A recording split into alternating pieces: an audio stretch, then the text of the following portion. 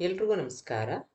ದಿಢೀರಾಗಿ ಯಾರಾದರೂ ಮನೆಗೆ ಬಂದರೆ ಅಥವಾ ನಿಮಗೆ ಏನಾದರೂ ತಿನ್ನಬೇಕು, ಅದರಲ್ಲೂ ಚೆನ್ನಾಗಿರೋ ಅಂಥದ್ದು, ರುಚಿಯಾಗಿರೋ ಅಂಥದ್ದು ಅಂತ ಅನ್ಸಿದ್ರೆ, ಮಕ್ಕಳು ಸ್ಕೂಲಿಂದ ಬಂದರೆ ಏನಾದರೂ ಸ್ನ್ಯಾಕ್ಸ್ ಮಾಡಿಕೊಡ್ಬೇಕು ಅಂತಂದರೆ, ಈ ಒಂದು ತುಂಬಾ ಸುಲಭನಾಗಿರೋ ಅಂಥ ಸ್ನ್ಯಾಕ್‌ನ ಮಾಡ್ಬೋದು.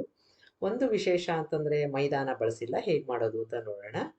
ನಿಮಗೆ ಬೇಕಾದ ತರಕಾರಿ ತಗೋಬೋದು. ನಾನಿಲ್ಲಿ ಎಲೆಕೋಸು, ಕ್ಯಾರೆಟ್‌ನ ತಗೋತಾ ಇದ್ದೀನಿ. ಹೀಗೆ ನಿಮಗೆ ಯಾವುದು ಬೇಕೋ ಅದನ್ನು ತಗೊಂಡು ಸಣ್ಣದಾಗಿ ಹೆಚ್ಚಿಕೊಂಡು, ತುರ್ಕೊಂಡು ಮಾಡ್ಕೋಬೋದು. ನಾನಿಲ್ಲಿ ಚಾಪರಲ್ಲಿ ಕಟ್ ಮಾಡ್ಕೋತಾ ಇದ್ದೀನಿ. ಯಾಕೆಂತಂದರೆ ತುಂಬ ಸಣ್ಣಗೆ ಬೇಕಾಗಿರೋದ್ರಿಂದ ಈ ಥರ ಮಾಡ್ಕೋತಾ ಇದ್ದೀನಿ.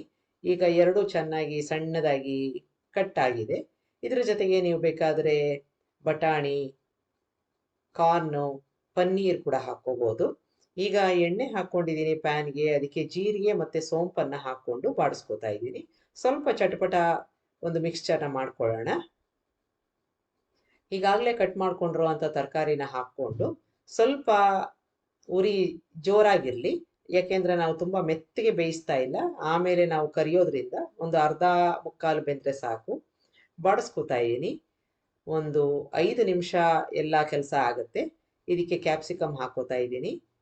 ಕಾರ್ನ್‌ನ ಈಗಾಗಲೇ ನಾನು ಬೇಯಿಸ್ಕೊಂಡಿರೋ ಅಂಥದ್ದು ಅದನ್ನು ಕೂಡ ಹಾಕ್ಕೊಂಡಿದ್ದೀನಿ. ನಾನು ಮೊದಲೇ ಹೇಳಿದಾಗೆ ನಿಮಗೆ ಯಾವ ತರಕಾರಿ ಬೇಕೋ ಅದನ್ನು ಹಾಕ್ಕೊಂಡು ಈ ರೀತಿಯಾಗಿ ಬಾಣಲೆನಲ್ಲಿ ತುಂಬ ಹಗುರವಾಗಿ ಬಾಡಿಸ್ಕೋಬೇಕು. ನೀರು ಹಾಕಿ ಬೇಯಿಸೋದು ಅಥವಾ ಮೆತ್ತಗೆ ಬೇಯಿಸ್ಕೊಳ್ಳೋ ಅವಶ್ಯಕತೆ ಇಲ್ಲ. ಈಗ ಬಾಡಿಸ್ಕೊಂಡಿದ್ದಾಗಿದೆ ಸುಮಾರಾಗಿ. ಒಂದು 40 ಭಾಗ ಬೆಂದಿದೆ. ಇದಕ್ಕೆ ರೆಡ್ ಚಿಲ್ಲಿ ಪೌಡರು ಮತ್ತು ಅರಿಶಿಣನ ಹಾಕ್ಕೋತಾ ಇದ್ದೀನಿ. ರುಚಿಗೆ ತಕ್ಕಷ್ಟು ಉಪ್ಪನ್ನು ಹಾಕ್ಕೊಂಡು ಗರಂ ಮಸಾಲ ಹಾಕ್ಕೋತಾ ಇದ್ದೀನಿ. ನಿಮಗೆ ಇನ್ನೂ ಯಾವುದಾದ್ರೂ ಒಂದು ಮಸಾಲೆ ಬೇಕು ಅಂತಂದರೆ ಸ್ವಲ್ಪ ಖಾರವಾಗಿ ಎಲ್ಲ ಮಾಡ್ಕೋಬೋದು. ಎಲ್ಲವನ್ನು ಚೆನ್ನಾಗಿ ಮಿಕ್ಸ್ ಮಾಡ್ಕೊಬಿಡೋಣ. ಈ ಥರ ಒಣಕಲಾಗಿ ಮಿಶ್ರಣ ಇರಬೇಕು. ನೀರು ಇರಬಾರ್ದು. ಆಗ ನಾವು ಸ್ಟಫ್ ಮಾಡಿದಾಗ ಅದು ಮೆತ್ತಗಾಗಲ್ಲ. ಈಗಾಗಿದೆ ಪೂರ್ತಿಯಾಗಿ ಆರಲಿ ಅದು.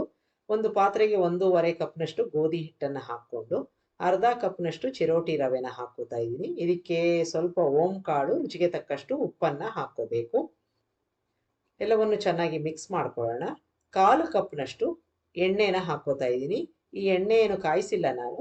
ನಾರ್ಮಲ್ ಆಗಿರುವಂಥ ಒಂದು ಎಣ್ಣೆನ ಹಾಕ್ಕೋತಾ ಇದ್ದೀನಿ. ಚೆನ್ನಾಗಿ ಮಿಕ್ಸ್ ಮಾಡ್ಕೊಂಬಿಡೋಣ. ಇದು ತುಂಬ ಮುಖ್ಯವಾದ ಅಂಶ. ಚೆನ್ನಾಗಿ ಮಿಕ್ಸ್ ಮಾಡ್ಕೋಬೇಕು. ನಾವು ಹಾಕಿರೋ ಎಣ್ಣೆ ಎಲ್ಲ ಕಡೆ ಚೆನ್ನಾಗಿ ಮಿಕ್ಸ್ ಆಗಬೇಕು. ಈ ರೀತಿಯಾಗಿ ಕೈಯಲ್ಲಿ ತಗೊಂಡಾಗ ಒಂದು ಮುಷ್ಟಿ ಬರಬೇಕು. ಆಗ ನಾವು ಹಾಕಿರೋ ಒಂದು ಎಣ್ಣೆ ಸಾಕು ಅಂತ ಅರ್ಥ. ಈಗ ಇದಕ್ಕೆ ನಾವು ಸುಮಾರಾಗಿ ಬೆಚ್ಚಗಿರೋ ನೀರನ್ನು ಹಾಕ್ಕೊಂಡು, ಅಂದರೆ ಮುಟ್ಟಿದಾಗ ಸ್ವಲ್ಪ ಬಿಸಿ ಇರಬೇಕು. ಆ ನೀರನ್ನು ಹಾಕ್ಕೊಂಡು ಕಲಿಸ್ಕೊಳ್ಳೋಣ. ಸ್ವಲ್ಪ ಗಟ್ಟಿಯಾಗಿ ಕಲಿಸ್ಕೋಬೇಕು, ಆದರೆ ಹಿಟ್ಟು ಮೃದುವಾಗಿ ಇರಬೇಕು. ತುಂಬ ತೆಳ್ಳಗೆ ಕಲಸಕ್ಕೆ ಹೋಗಬಾರ್ದು. ಹಾಗಾಗಿ ನೀರನ್ನು ನೋಡಿಕೊಂಡು ಹಾಕ್ಕೊಂಡು ನಾದ್ಕೊಂಡು ಕಲಿಸ್ಕೋಬೇಕು. ಸ್ವಲ್ಪ ಸ್ವಲ್ಪ ನೀರನ್ನು ಹಾಕ್ಕೊಂಡು ಸ್ವಲ್ಪ ಗಟ್ಟಿಯಾಗಿ ಕಲಿಸ್ಕೊಳ್ಳೋಣ. ಈ ಥರ ಕಲಿಸ್ಕೊಂಡಿದ್ದೀನಿ. ಮೃದುವಾಗಿ ಇರಬೇಕು, ಆದರೆ ಸ್ವಲ್ಪ ಗಟ್ಟಿಯಾಗಿ ಹಿಟ್ಟನ್ನು ಕಲಿಸ್ಕೊಂಡು ಒಂದು 15 ನಿಮಿಷ ಇದನ್ನು ನೆನೆಯೋಕ್ಕೆ ಬಿಡೋಣ. ರವೆ ಹಾಕಿದ್ವಲ್ಲ, ಹಾಗಾಗಿ ಸ್ವಲ್ಪ ಅದು ಮೆತ್ತಗಾಗುತ್ತೆ. ಈಗ 15 ನಿಮಿಷ ಆಗಿದೆ. ಮತ್ತೊಮ್ಮೆ ಇದನ್ನು ನಾದ್ಕೊಂಡ್ಬಿಡೋಣ. ಸ್ವಲ್ಪ ಆಗ ಹಗುರವಾಗಿ ಆಗುತ್ತೆ, ಜೊತೆಗೆ ಮೃದುವಾಗಿ ಆಗುತ್ತೆ. ಲಟ್ಸೋಕ್ಕೆ ಅನುಕೂಲ ಆಗುತ್ತೆ. ಒಂದು ನಿಂಬೆಹಣ್ಣಿನ ಗಾತ್ರದಷ್ಟು ಹಿಟ್ಟನ್ನು ತಗೊಂಡು ಈಗ ಲಟ್ಟಿಸ್ಕೋಬೇಕು. ಸಾಮಾನ್ಯವಾಗಿ ಚಪಾತಿ ಪೂರಿಗೆ ಲಟ್ಟಿಸ್ಕೋತೀವಲ್ಲ, ಆ ರೀತಿಯಾಗಿ ಲಟ್ಟಿಸ್ಕೊಳ್ಳೋಣ. ಸ್ವಲ್ಪ ತೆಳ್ಳಗೆ ಲಟ್ಟಿಸ್ಕೋಬೇಕು, ತುಂಬ ದಪ್ಪಕ್ಕೆ ಬೇಡ. ಈಗ ನಾನು ಒಂದು ಪೂರಿ ಆಕಾರಕ್ಕೆ ಇದನ್ನು ಲಟ್ಟಿಸ್ಕೊಂಡಿದ್ದೀನಿ.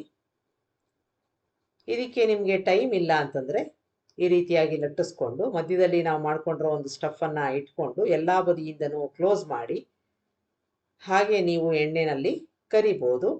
ಅಕಸ್ಮಾತಾಗಿ ಟೈಮ್ ಇದೆ, ಸ್ವಲ್ಪ ಡಿಫ್ರೆಂಟಾಗಿ ಮಾಡೋಣ ಅಂತಂದರೆ ನಾನು ಮುಂದೆ ತೋರಿಸ್ತಾ ಇದ್ದೀನಿ. ಆ ಥರ ಮಾಡ್ಕೋಬೋದು. ಈ ರೀತಿಯಾಗಿ ನೀವು ಕ್ಲೋಸ್ ಮಾಡಿಕೊಂಡು ಎಲ್ಲೂ ಬಿರುಕು ಬಿಟ್ಟಿಲ್ಲ ಅಥವಾ ಒಡ್ಕೊಂಡಿಲ್ಲ ಅಂತ ನೋಡಿಕೊಂಡು ಇದೇ ರೀತಿಯಾಗಿ ಒಂದು ಶೇಪ್ ಕೊಟ್ಕೊಂಡು ನೀವು ಮಾಡ್ಕೋಬೋದು. ಇದು ಸಾಮಾನ್ಯವಾದ ಒಂದು ಆಕಾರ ಕೊಟ್ಕೊಳ್ಳೋ ರೀತಿ. ಇಲ್ಲ ಬೇಡ ಅಂತಂದರೆ ಮತ್ತೆ ನಾನು ಹಿಟ್ಟನ್ನು ಲಟ್ಟಿಸ್ಕೊತಾ ಇದ್ದೀನಿ. ಹೇಗೆ ಮಾಡೋದು ಅಂತ ನೋಡ್ಕೊಳ್ಳೋಣ. ಈ ಥರ ಮಾಡಿಕೊಂಡು ಎಲ್ಲ ಬದಿಯಿಂದಲೂ ಎಕ್ಸ್ಟ್ರಾನ ತೆಗೆದುಬಿಟ್ಟು ಅದನ್ನು ಒಂದು ಚೌಕನೆ ಆಕಾರಕ್ಕೆ, ಒಂದು ಸ್ಕ್ವೇರ್ ಆಕಾರಕ್ಕೆ ನಾನು ತಗೊಂಡ್ಬರ್ತಾ ಇದ್ದೀನಿ. ಈ ರೀತಿಯಾಗಿ ಈಗ ಒಂದು ದೊಡ್ಡ ಪೂರಿನ ಮಾಡಿಕೊಂಡು ಈ ಥರ ಕಟ್ ಮಾಡಿಕೊಂಡು ನಾನು ಇಟ್ಕೊಂಡಿದ್ದೀನಿ. ಮಧ್ಯದಲ್ಲಿ ನಾವು ಮಾಡ್ಕೊಂಡಿರೋ ಒಂದು ಸ್ಟಫನ್ನು ಹಾಕ್ಕೊಳ್ಳೋಣ. ಸುಮಾರು 1 ಸ್ಪೂನು ಅಥವಾ 1.5 ಸ್ಪೂನ್ ಆದರೆ ಸಾಕಾಗತ್ತೆ. ಈ ರೀತಿಯಾಗಿ ಮಾಡಿಕೊಂಡು ಎಲ್ಲ ಬದಿಯಲ್ಲೂ ನಾನು ಸ್ವಲ್ಪ ನೀರನ್ನು ಹಚ್ಕೋತಾ ಇದ್ದೀನಿ. ಆಗ ನಾವು ಅದನ್ನು ಸೀಲ್ ಮಾಡಿದಾಗ ಎಣ್ಣೆನಲ್ಲಿ ಬಿಟ್ಕೊಳ್ಳಲ್ಲ.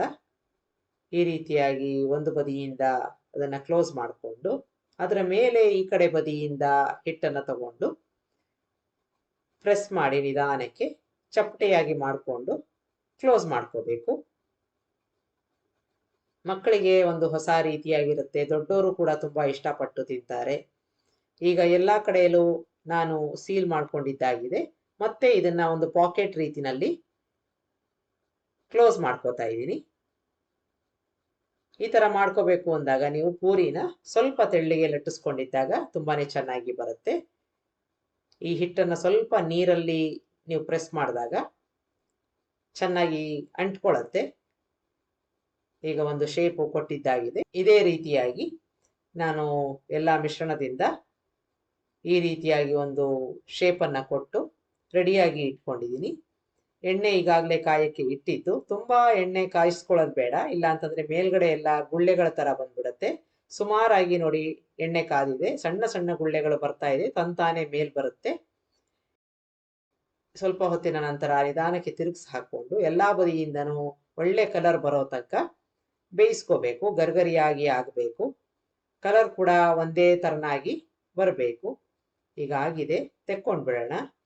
ತುಂಬಾನೇ ಚೆನ್ನಾಗಿರುತ್ತೆ. ಒಂದ್ಸಲ ಮಾಡಿ ನೋಡಿ. ಇದಕ್ಕೆ ಒಂದು ಗ್ರೀನ್ ಚಟ್ನಿ ಅಥವಾ ಸಾಸೋ ಕೆಚಪ್ಪು ಯಾವುದಾದ್ರೂ ಸರಿ, ನಾವು ಒಳಗಡೆ ಮಾಡ್ಕೊಂಡಿರೋ ಒಂದು ಸ್ಟಫ್ ಕೂಡ ಅಷ್ಟೇ ರುಚಿಯಾಗಿರುತ್ತೆ. ಮೈದಾನ ಬಳಸಿಲ್ಲ. ನೀವು ಯಾರಾದರೂ ಬಂದರೂ ಕೂಡ ಮಾಡ್ಬೋದು, ಇಲ್ಲ ಮಕ್ಕಳಿಗೆ ಸ್ನ್ಯಾಕ್ಸ್ ಆಗಿ ಇದನ್ನ ಕೊಟ್ಟು ಕಳಿಸ್ಬೋದು. ಸ್ಕೂಲಿಂದ ಬಂದ ಮೇಲೆ ಮಕ್ಕಳಿಗೆ ಕೂಡ ಸರ್ವ್ ಮಾಡ್ಬೋದು. ನಾನಿಲ್ಲಿ ಸಾಸ್ ಜೊತೆ ಸರ್ವ್ ಮಾಡ್ತಾ ಇದ್ದೀನಿ. ಈಗ ಇದು ನಾರ್ಮಲ್ ಆಗಿ ನಾವು ಮಾಡ್ಕೊಂಡಿದ್ವಲ್ಲ, ಅದನ್ನ ನೋಡೋಣ. ತುಂಬಾನೇ ಗರ್ಗರಿಯಾಗಿ ಇರುವಂಥದ್ದು,